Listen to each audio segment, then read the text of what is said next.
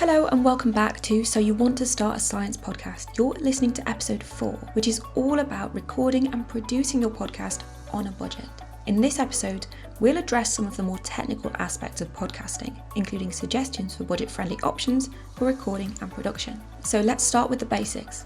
To get your podcast off the ground, you'll need a few essential items: a microphone, a device with editing software, and a suitable recording space. These things will form the foundation of your recording setup. But don't worry, you don't need to spend a lot of money to get started. When it comes to starting a podcast, many creators begin with either free or budget-friendly options. In fact, if you're also on a tight budget, you can even use your existing tools to get your podcast off the ground. Your smartphone, for example, headphones, providing they have a good mic, or video conferencing setups such as Zoom or Microsoft Teams. These can all serve as useful tools to create a simple but effective podcasting setup. If you wanted to invest a little more, a small, affordable lapel mic can help you capture sound directionally.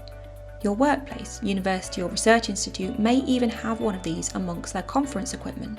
If you're looking to invest in a more studio-like setup, a small directional mic with a pop filter can create a smoother sound and reduce unwanted pops or hisses. Just make sure you choose a good recording space. Thinking of space, it's important to choose the room you're recording in carefully.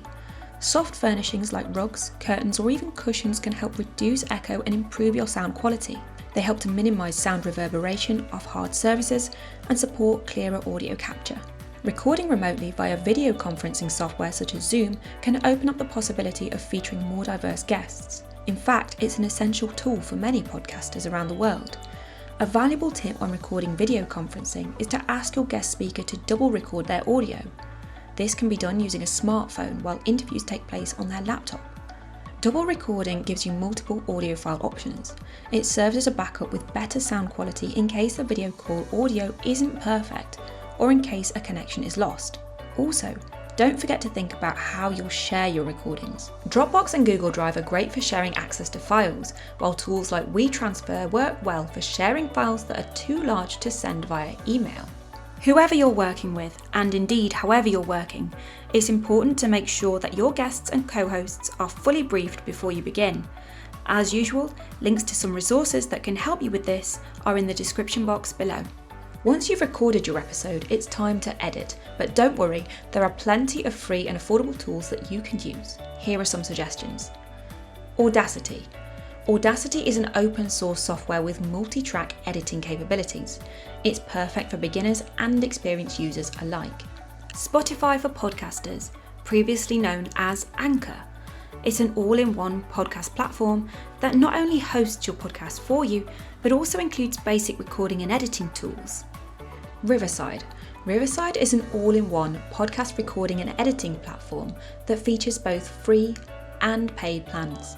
The free version does include a watermark, however, it's a great platform that allows you the option to upgrade as you grow.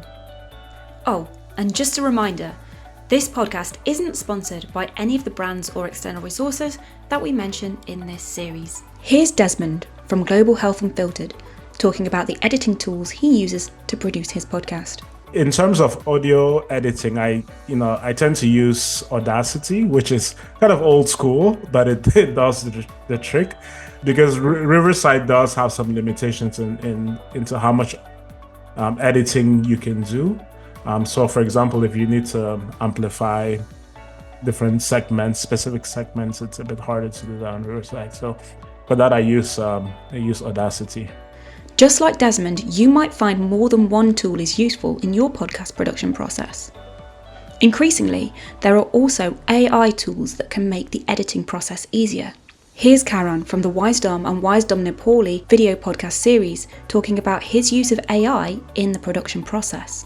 The evolution of AI has been one of the boons that we had, because we didn't really have to hire a lot of specialists, because we weren't really specialists in our field either, and we're not really looking for sound engineers or things of that sort. We had an audio and we'd send it to an Adobe podcast cleaner or an AI of that sort, and so that would do a lot of the tricks for us, and we thought that it was decent.